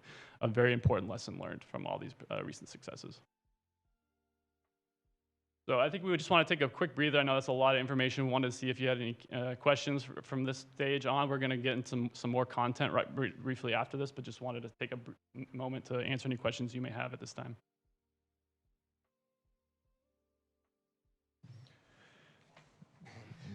Is this one on? Do any commissioners have questions for the presenter? No, I mean, is there anything that was missing that that was surprising? Nothing. Well, I'd like to ask a question. Sure. I see a cluster of all this affordable housing in the downtown, and basically we need to be building this housing where the jobs are. And a lot of the jobs in Bakersfield and Kern County are not in the downtown. And so what kind of efforts are being made to spread out the affordable housing into other areas? We've built a lot of market rate apartments in the last year, but they're all high end. I mean, they're expensive, and I don't think the average, I don't want to say that, but there's no affordable housing component of any of that. So how do we fix that problem? Sure. We'll talk about in a moment, but we're one of the things we're doing as part of this project is we're developing a site inventory tool. And so we're taking a look at the available vacant properties throughout the entire city of Bakersfield and looking at them in the context of their, one, proximity to opportunity, proximity to things like jobs and transit and education, but also thinking about them in terms of their proximity to what we call qualified census tracts, so areas that are more competitive for affordable housing funding. And so we're trying to basically put those two worlds over each other and say, well, here's a site that is proximate to opportunity, proximate to jobs, but is also highly competitive to get funding. That should be a site the city should be looking at as an opportunity site for affordable housing. You have anything to add to that? Commissioner Yeah, Cater. I would just add that it's also, I would just add that it's a function of zoning as well, where things are zoned and where the land's available. If we can get those things to align so we can provide residential on places where maybe residential is not provided currently, then you may have some more opportunities to spread out the evenness of that affordable housing production. Okay, thank you. Commissioner Cater. Yeah, I guess jumping off of Commissioner Coleman's just question, if I think one of the most exciting things for me in the affordable housing conversation in the last decade has been the development of strategies that look at mixed income developments. You know, the idea that we as a city are terribly segmented. You know, you can almost track income based on census block, and you know, and so is there any work being done as far as looking at the concept of mixing, you know, a mixed income so that everything is not 60% AMI, 120 AMI, completely market rate, but that there's kind of, I think a lot of us up here hopefully would test that, you know, we're the strongest city when we're diverse, when people of all different experiences, economic backgrounds can kind of interact and work together. Is there any kind of research or work being done as far as how the city could be more effective at kind of dynamic, affordable infill, if that makes sense? Yeah, so if you're asking, are we looking into like, inclusionary set-asides or things like that? I mean, that's a strategy certainly the city could take a look at to the extent that it, those, if in properly calibrated, those can actually be an inhibitor on development. But it's certainly a strategy that we can incorporate into our analysis. Well, and I think, Commissioner Coleman, because I think like, you see a lot of that, like larger cities that have a lot of, market demand for new housing type. But I think Commissioner Coleman, you raise an interesting question because we are a city that's expanding our borders. And so is affordable housing being looked at in newer, not just seen as a tool of redevelopment, but also a tool of inclusionary housing in newer parts of town? Is that being looked at all? Yes. Okay, perfect. Yeah. That's actually. Sure. Oh no, I was going to move on. Commissioner Coleman, thank you for that comment. I just wanted to just jump in, if I may. I know you guys are doing the presentation, but I just wanted to speak to just kind of where the housing locations are going. Part of the strategy we'll talk about, we'll be looking at opportune sites, but just as a high-level comment, the state of California, and again, we'll dive into the funding structure, is really incentivizing properties to be built in areas that have not traditionally seen where a lot of our affordable housing has gone. We have seen, it wasn't in the recent case studies we just showed, but we did just get news that we have a property by Ridgeview High School. There'll be a 17-unit complex that I believe came before the commission back in April. They secured their funding. We also have another complex that's looking at farm worker housing out off of East Niles, kind of outside of the traditional areas we've looked at. So that comment is well received, and just as a general comment, looking at state legislation and where funding resources are going, we'll probably see more of those opportunities as we develop the strategy. So. Well, thank you, because I like Commissioner Cater's comments about that mixed income. I don't know if that's the way to say it exactly, but mixed multifamily kind of stuff where there's market rate and other incorporated in that. So I like that idea. Mr. Chairman, I was just going to say I echo you guys with that comment. The mixed income is so indicative to have. When you get all low income in one particular area, I think that is a recipe to create ghettos. And so I think you have to have that mix. But also, too, with respect to, and you'll probably get to it, but with the Housing Authority, you've got 8 to 10-year waiting list, about 17,000 people essentially on that waiting list. Mm-hmm. But you also have a group that's ready to buy homes, but they're stuck in that holding pattern. So, affordable apartments are important, but it's also good to get those people out of those holding patterns to free up those vouchers. So that's something that I hope you guys look at as well. Yeah, absolutely. I think one thing we are looking at, and part of the strategy should be two-pronged. We need, as Chris mentioned, unit production, and so that is a market rate direction. We need more units, period. But then we also need more competitive for the low-income housing tax credit programs that exist at the state level. So that is the sort of direction we're going with the strategy.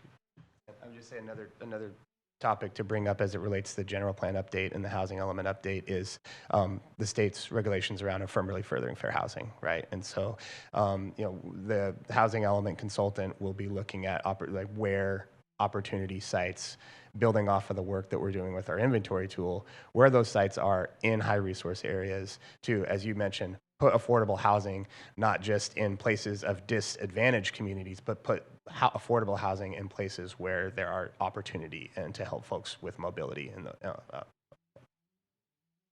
So I hope that will teach you not to have a break in the middle of your presentation if you want That's the questions point. or That's the comments. point. Because we got comments we're going to be here all night.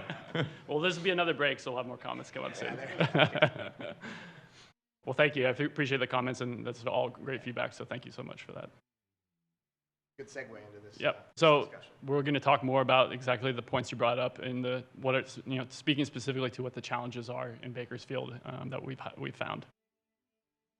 So if you see on this graph on the left, this really highlights sort of the spectrum of affordability when it comes to housing development. So this is a percentage of the area median income and sort of how we tie rents to affordability.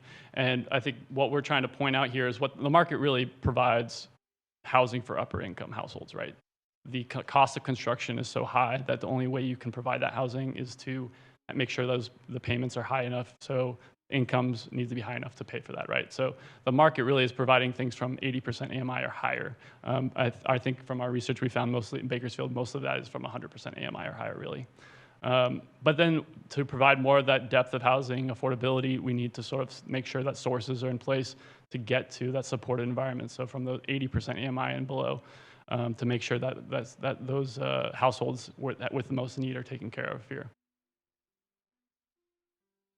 And so I think this slide just really I really want to point out that, how affordable housing really is serving working families. Like, these are not people who are, sitting at home with no jobs, not doing anything. These are people who are working jobs and just can't have a really hard time finding housing. And so in the area median income here in Bakersfield is roughly $70,000 for a family of four. That really aligns with the salary of a social worker, right? And an 80% AMI household would align with a teaching job, right? A nursing assistant, for example, aligns with a 60% AMI household or less. So these are not ghetto housing, right? What we typically people think of it. This is housing for people who really need housing and people who are working. So it's just a point that I think that's really important to emphasize.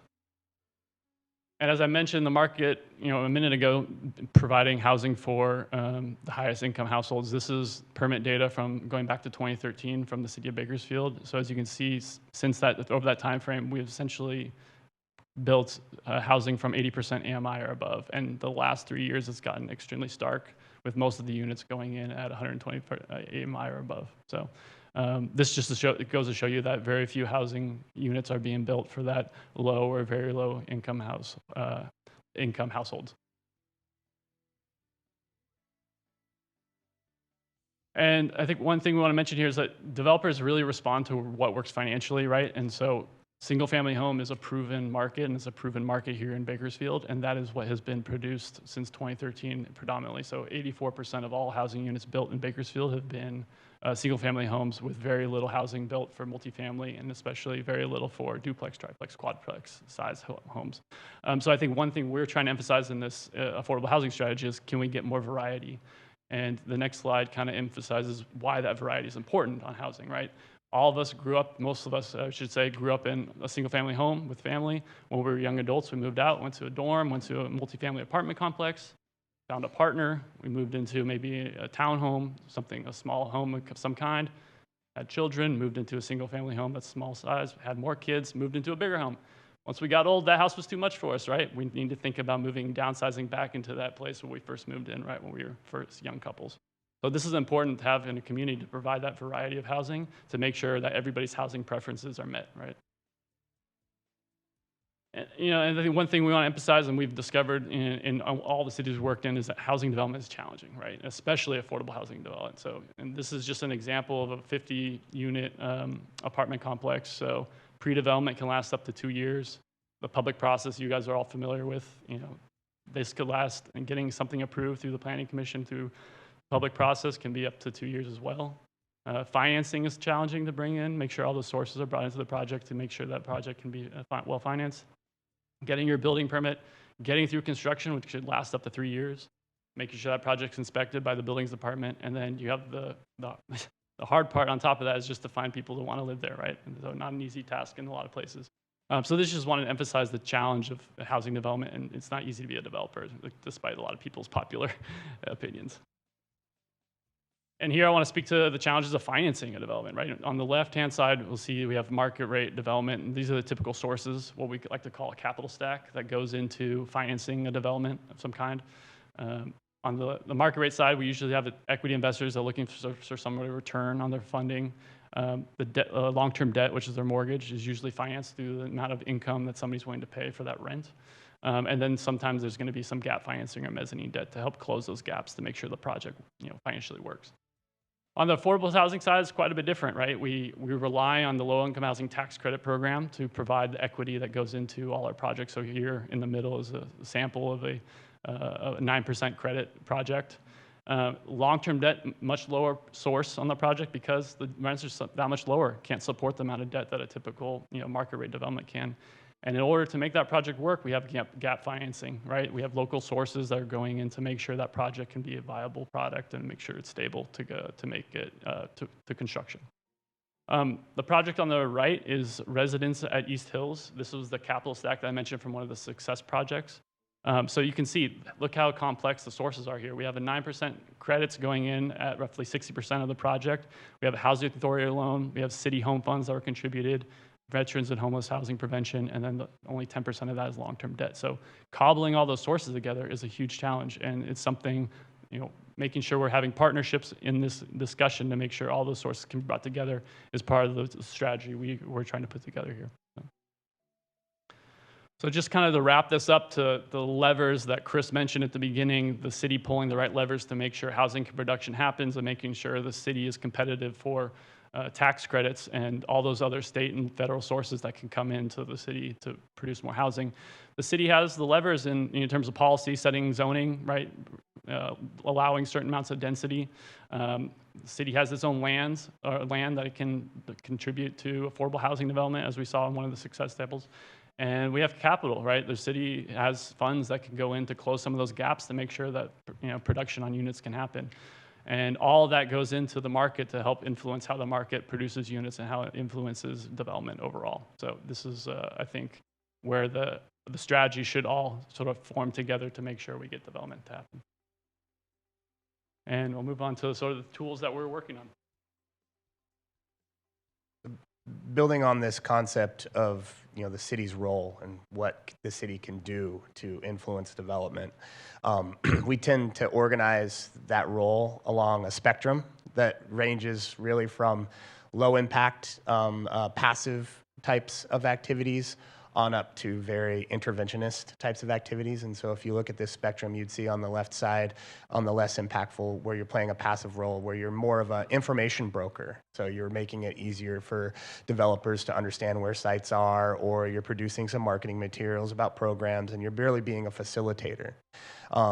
In the middle, you have activities that are more zoning and planning oriented, right? So you're talking about removing regulatory barriers, streamlining permitting processes, expediting development timelines, reducing those costs for developers, or changing the zoning dynamics to make affordable housing more feasible in places where, to Commissioner Coleman's point, where they should be in proximate to jobs.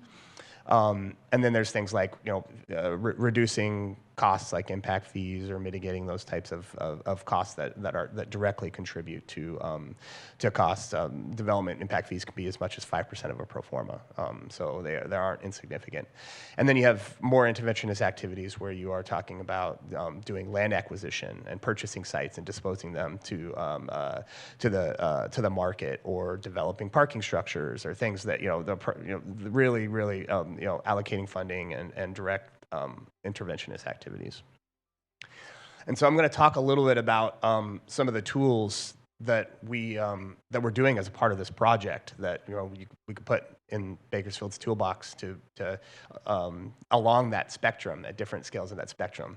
And the first one, and perhaps the most impactful, is the Affordable Housing Trust Fund. And so the City Council has already adopted a resolution to commit long-term funds for the Affordable Housing Trust Fund. It's a very important tool to leverage state and federal dollars and philanthropic investments. As of now, I'm going to skip through to this one actually. So as of right now, the initial proposed trust fund capitalization would have as much as $16 million in the initial trust fund. This is built upon a dedication of a portion of the city's PSVS money. We have already assisted the city with putting in an application for $5 million for state matching funds. The state's local housing trust fund should find out about that award sometime in the next month, fingers crossed. The city is also going to be dedicating a portion of its ARPA money, and then on an ongoing basis, a portion of its PLHA money. And so taken together, just these sources would capitalize at about $16 million. We are looking at other sources that could capitalize the Affordable Housing Trust Fund. So we're taking a look at additional development agreement or fees, not necessarily proposing them, but just what would the actual impact be. We're doing outreach to potential private partners. And so actually I'll be here next week with an emerging partners group talking about leveraging philanthropic dollars and private sector dollars and to help further capitalize the trust fund. So we will be making a full recommendations and a feasibility study on the trust fund. Another program that we're instituting is a fee mitigation program. And so, as I mentioned, impact fees can be as much as 5% of development costs. And so, for targeted housing types, the city could have a program that defers fees. It's actually, Eric can actually talk to this, but fees are actually important for affordable housing development. It helps with the equity piece, right? And so we heard in our developer interviews is many affordable housing developers would rather just have their fees deferred or pay it out of cash flow as opposed to, or pay at certificate of occupancy as opposed to upfront. So something as little as just delaying them a period of time actually drives the needle quite a bit. So we'll be making recommendations about how a fee mitigation program could be structured. We've also developed this online tool that I think is actually kind of neat. So this is one of those low impact things that actually provides greater certainty to the development community. So we've created a tool that will live on the city's website where any developer or any person for that matter can go in and pick a site and plug in some parameters about what that development would look like, from units to bathrooms to size. And it'll give a rough order of magnitude estimate of what impact fees will be. And so this is just somebody can go in and say, okay, my impact fees are going to be $13,000 a door. That makes them a very low cost way to provide information and certainty to somebody as they're doing early due diligence on projects. And I'm going to ask David actually to come up and speak to ADUs.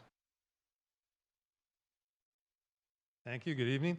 My colleague, Brandy Campbell-Wood, threw her back out, so I'm here to talk about ADUs with you. She's the ADU queen. There's three components that we're working on in terms of near-term support and tools related to ADUs. I'm going to talk about all three of them quickly, but just to start off, I think everyone knows what ADUs are, but there's a lot of different names that are used to refer to them: second units, backyard cottages, in-law units. It's basically an accessory dwelling unit to the single-family home. So it could be attached, it could be detached. Sometimes it's what's called a junior ADU, so it's internal to the house, a converted garage and things like that. So they come in a lot of different flavors. But the nice thing about ADUs is that they do create new housing opportunities in existing neighborhoods. They tend to be relatively affordable, sometimes actually perform as low-income housing, because a lot of people use them as housing for a relative or a college kid, so they often rent them for free or for very low rent. And then just even if they're market rent, they tend to rent for about 20% lower than what a typical apartment would rent for in the market. And it provides nice flexibility for homeowners. They can use it as a office during COVID. They can use it as housing. They can use it as whatever they want over the course of the life of their home. And it provides an income stream if they do rent it. So I'm going to go to this one. So the Affordable ADU program, what we were asked by the city is to look at how could we create a program to encourage people to build ADUs and then actually have that ADU be available as low-income housing, income qualified housing for a low-income person. So we've been looking at best practices around the state and the country, looking at rents and costs here locally, what the trends are, It's there's a lot of local programs out there, and we're writing up a recommendation memo right now for the city, and that'll be available soon.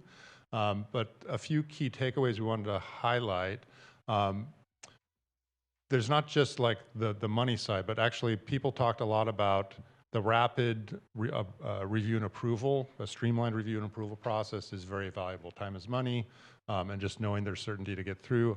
You probably know that there's been recent changes in state legislation that makes it possible for anyone in the state of California with a single-family home to create an ADU.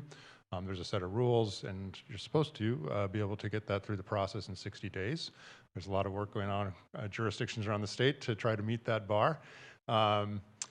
Definitely one thing that we heard a lot about is programs that may sound really great but have a lot of strict rules that have to be followed and criteria that have to be met, and you have to have a deed restriction on your unit for a number of years. Sounds great on paper. When you talk to the people who run those programs, they've had 1, 2 homeowners who've said, yeah, sign me up for that. Homeowners don't want to deal with that. It sounds too complicated.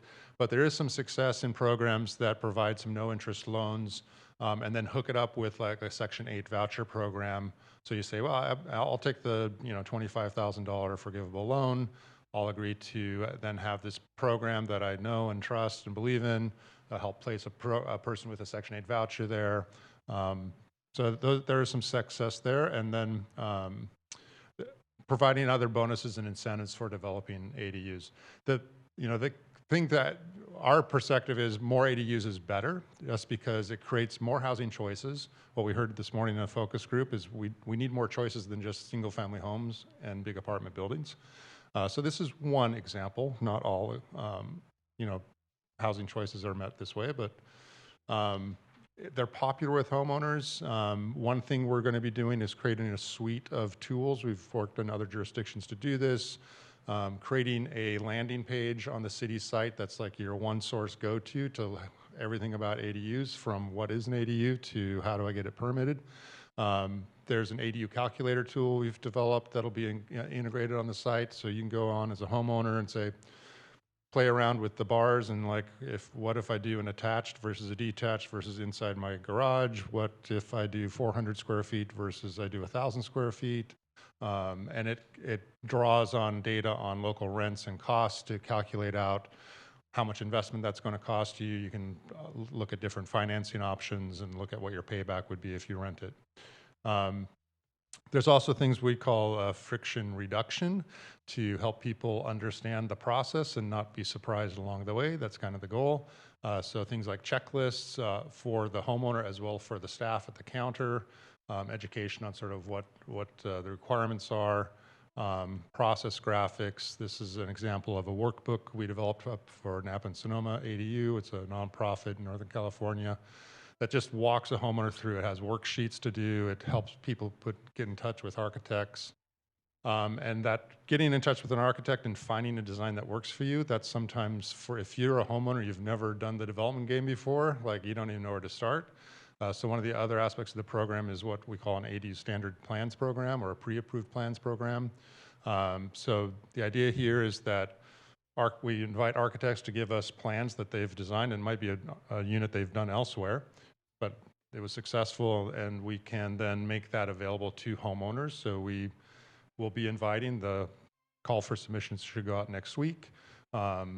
We've done programs like this. We had about 50 plans submitted up in Napa, Sonoma as an example. We chose 13 of those that are going through a pre-approval process, and the rest are either modular or other stick-built products that we're just going to make available on a gallery. And our goal is to create essentially an Amazon shopping experience for reduced price ADU plans, some of them free that the city will be helping to subsidize, and others that to be part of the program, an architect says, yeah, I'll agree to a license fee of $1,000. You can get my plan for $1,000. And then the staff at the counter, their plans that they've seen before, they're even pre-approved. Pre-approved, understanding that's for the building, not for the site. So you still have to come down and get a permit. You can't just go out and start building. But so there's just, it's a kind of a win-win-win for the architect. It connects them to homeowners, and homeowners find a plan they like. So the idea is to grow the ADU marketplace, make it easier, and to have the city help facilitate that. And that's the document that should hopefully be going out next week. We're just finalizing it. So two more other aspects of this this project before we move on here. I talked about this briefly, the affordable housing site inventory tool, and so this is where we overlay the sites that we've identified as potential candidate sites for affordable housing, along with criteria for being included as an affordable housing site by HCD or qualified census tracts, difficult to develop areas, and so this is really providing that, where are the sites near opportunity piece. But the one that we're really excited about is this housing policy tool. So, getting to this notion of levers, to Commissioner Cater's point about inclusionary. Inclusionary generally happens when the market is producing market rate housing, which is relatively new for, especially multifamily, relatively new for Bakersfield, right? And so if you're going to be talking about mixed income and including an inclusionary requirement, that reduces a developer's ability to make income, which means in a market that's tight like Bakersfield probably needs something to give, whether that's a density bonus or a parking reduction or something to help offset the cost of the development. And so this tool allows us to test some of those scenarios, right? So we say, well, what's a density bonus do? Well, maybe nothing, because they're not using all their density anyway. Or what does the parking reduction do? Or what does the fee mitigation do? And so we're able to test some scenarios of what the marginal impact of a particular policy alternative is on potential production, and use some of these strategies together to really optimize our recommendations for the city. And then finally, I think Costello here going back and forth. Yeah, so just a little bit on the community engagement. So a lot of what we've been doing has been a little bit behind the curtain. We've obviously been having interviews with developers. We had a great focus group this morning with some existing partners, and next week talking with emerging partners. But this is going to become much more public-facing. We're just on the verge of, it says the web page launched. It should say the web page has almost launched. On the top there, it's being built right now, but all the pieces are there, and that'll be live. And in the coming weeks, we'll be launching a virtual workshop. So it'll be available 24/7 for people to log in, learn about affordable housing in Bakersfield, give their input on what they think the priorities should be. So that we'll be pushing all that information out on the website. That you'll be able to sign up on an email list to get updates and information as these different products come available and the strategies completed. So that's all going on. We've got some handouts for staff to use as they go doing other public engagement to help people understand what is affordable housing, who does it serve, why are we doing a strategy, what are the pieces of it, and what does that mean for them as a resident. So those are all going to be happening. It was a great conversation this morning. I think just one thing to underscore is like there's, the work the city does sets the rules of the game, but there's this whole ecosystem of actors that have to be working together and have a shared vision we're trying to get to. And it was great to see this morning some of your partners sort of really quite excited and about doing some innovative work here in Bakersfield. So. Just before we wrap up the presentation piece, then, as you can see, this project is not just a strategy document, right? And the city has been very, the planning department and Jason and his team and Paul, they've asked us to do many of these things, and so these are things that are going to live with the city. Some of these things will live with the city in perpetuity. So we envision there being a web page where the tool lives, or the development impact fee tool lives, where the ADU plans live, and so there'd be kind of this suite of housing production-oriented resources that developers and community members can have at their disposal for information about affordable housing in Bakersfield in perpetuity. So, we got discussion now. So yeah. So first, before we kind of jump into, we have more of a facilitated conversation, but was there anything in that last portion that you'd like us to touch on before we? I'll open the floor to any commissioners that have any questions or comments.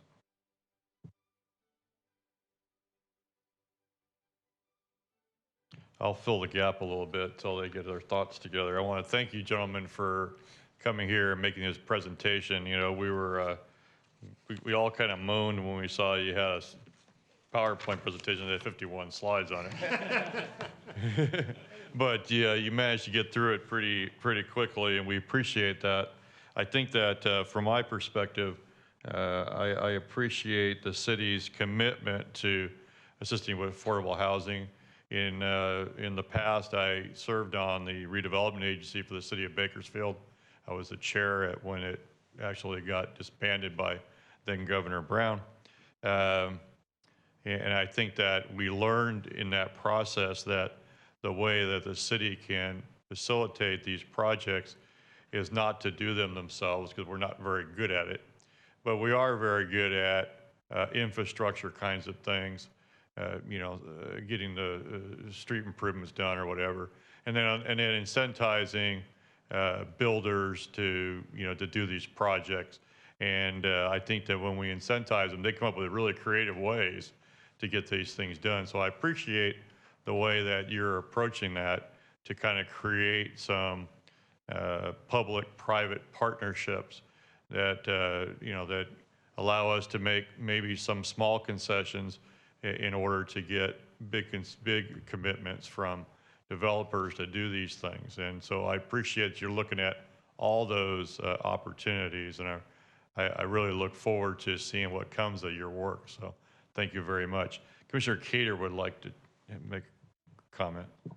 I just wanted to say thank you so much for the presentation. It's really exciting to see as we move into this time of general plan update, not just updating because the state's requiring us to, but to really take a hard critical look at how we do things and how we can improve things. And looking at the 4 case studies that you presented of recent success, I think it's just a nod to the city, a nod to affordable housing, and that in a city that's often critiqued for kind of a one-size-fits-all suburban single-family model, these are 4 projects that all represent very different responses to very different communities with very different needs. And I just think everyone involved in those projects should be very proud. I love the 22nd Street lofts. No one in Bakersfield will ever question what you can do with a quarter acre of land. If you've been to this site, I recommend it. It's very, very constrained, and it's very exciting to watch it.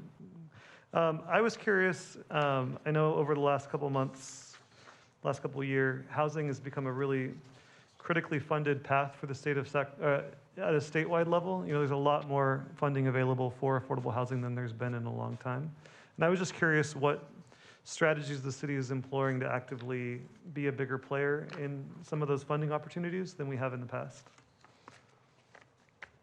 I don't know if that question's for staff or for the presenters, but I'm just curious. Okay.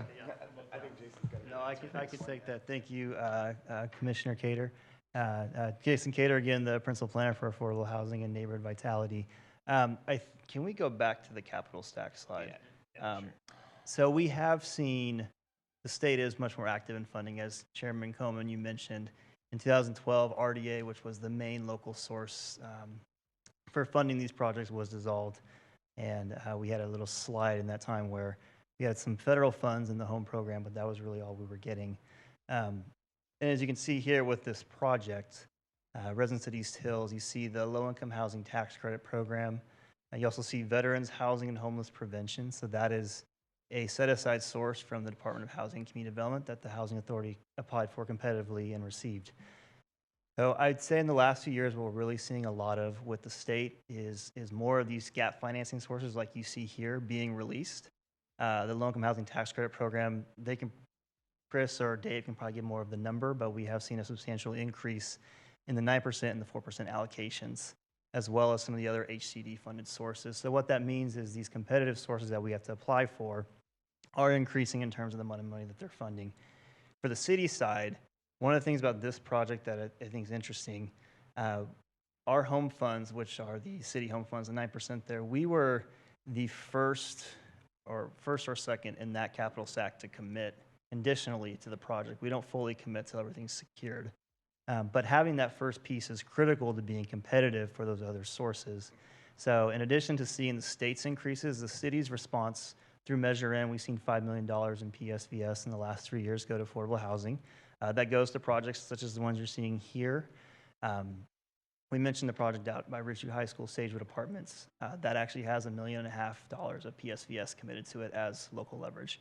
And that helped them collect Joe Cerna funds, which is a farm worker-focused housing component, and ultimately their tax credits. So I would say in summary, in the city side, we are increasing that local leverage money. The Housing Trust Fund is a big piece of that. PSVS, some of the state sources they are allocating for us as local entitlement. But we are looking to increase our own funding so that we can go after the state's funding that they are increasing to create more projects. Thank you. Are there any other commissioner questions or comments? I don't see none, so I want to thank you gentlemen again for coming here and making this presentation. We look forward to your work in the future. I do want to say one more thing about the partnership between the City of Bakersfield and the Housing Authority of Kern, or I don't know, that's not exactly their name, the Kern Housing Authority, however they say themselves, because they've been a really great partner, I think, with the city, and they do an awesome job on all the projects that they do. And so that's all I want to say about that. So I guess we'll go to the next item, please. Agenda item 8, communications. Director Johnson, do you have any communications for the commission? I do briefly, just to provide, since it was discussed, our general plan update. That is, we've selected a consultant along with the consultant for the housing element update. And we have a tentative date of November 30th for a kickoff meeting with the consultants. So you should be seeing some more public outreach here after the first of the year. I really appreciate taking time for you coming out tonight for this special meeting. With that, the regular scheduled meeting of November 18th has been canceled, but we do have a meeting on December 2nd, which is what we would refer to as our general plan amendment window. So we will need to make sure we do have a quorum for that. We have 3 general plan amendments that we will be considering along with other projects. So we'll keep it short. On consent. You say it's a Christmas parade tonight? Oh. That is all I have. All right, thank you. Any commissioner, I'm sorry. Madam Clerk. Agenda item 9, commission comments. Do any commissioners have any comments? I do. Go ahead. The city's Brundage Lane Navigation Center is going to be doing community outreach this Saturday. We're having the first annual pickleball and music festival at Jastrow Park. So I know the pickleball competition starts at 7 a.m., but they are going to have different local musicians like Mento Brew and a couple others. So if you've got time, bring your family out to Jastrow Park and support the Brundage Lane Navigation Center. What is it? When this Saturday, so November 13th. I believe 8 a.m. to 3 p.m. They're going to have different food vendors and music. Thank you, Commissioner Biddle. Madam Clerk, next item, please. Agenda item number 10, adjournment. There we go. Okay. And I'll call the meeting adjourned. Thank you.